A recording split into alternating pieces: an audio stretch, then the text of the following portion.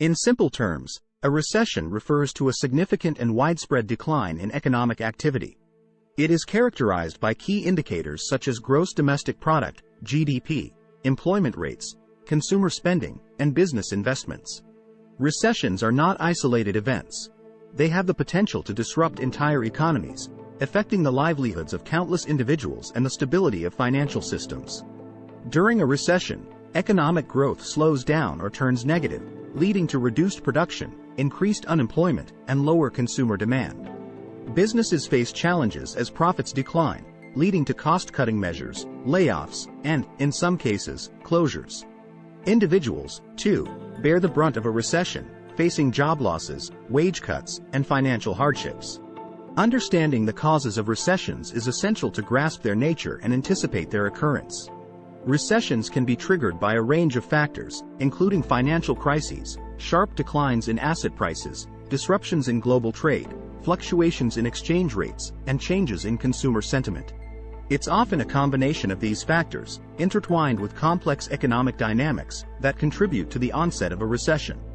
Let's take a look back in history at the largest economic headwinds and highlights the similarities which we see today. First of all, the IMF had a meeting in June 2023 and stated, "The world economy is heading into the worst economic headwinds since World War II." Now let's look at what happened in World War II. During the Second World War, everyone was either stuck at home or stuck on the battlefields. As the war ended, everyone then returned home and re-entered a somewhat normal society. However, due to the global supply chains being broken up by the war, this caused a massive reduction in the supply of commodities and goods, even though people had to continue consuming. This, over time, caused inflation to rise to roughly 13% and resulted in an increase in interest rates due to all the raised cost of goods, without an increase in salary. In result of all of this, the economy then collapsed and inflation went negative. Moving on to 1974. 1974 was the largest demand shock that the world has ever seen, with the Arab oil embargo, where the price of oil tripled. Once again, just like after World War II, interest rates went up, inflation shot up, and subsequently, the economy went into a recession. A recession usually comes at about 47 ISM, whereas the recession of 74 hit 30 ISM, and the stock market fell 50%. This all happened in the space of 4 months, and has a lot of similarities to the current economy. Now 1984. Where there were a huge amount of global trade disputes, although the dollar was still strong like it is now. Once again, these trade disputes caused an increase in inflation and interest rates, and the economy collapsed. However, this wasn't quite a recession because the Fed started cutting rates. Now 2008. Where oil prices increased to $147. Inflation was at 6%. The Fed were cutting rates once again because the economy was imploding. Now 2018.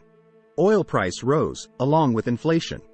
The Fed were cutting rates trying to tighten the balance sheets, and the economy rolled over rapidly once again. Now let's look at what's been happening recently.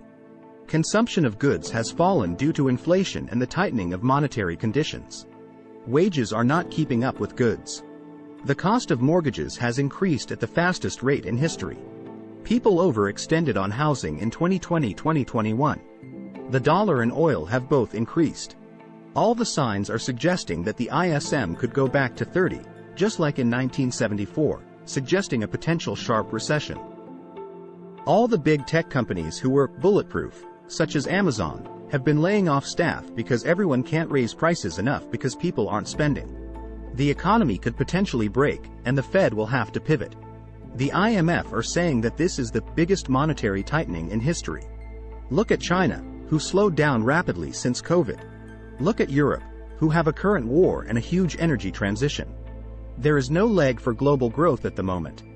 The world has not been this in debt in all of economic history.